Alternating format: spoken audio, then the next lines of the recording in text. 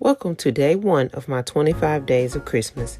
For today's craft, I will show you how to create these cute Christmas can coolers.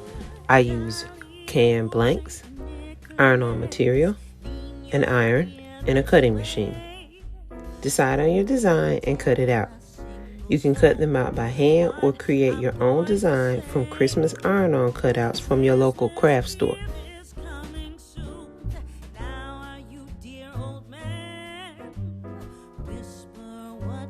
Using your iron, add the design to the side of the can cooler.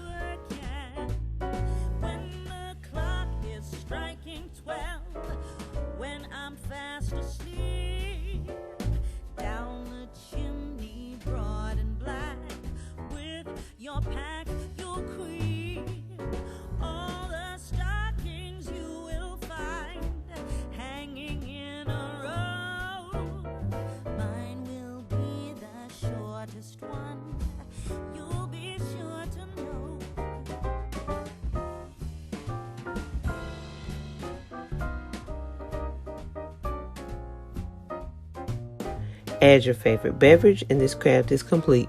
Thanks for watching and make sure to like and subscribe.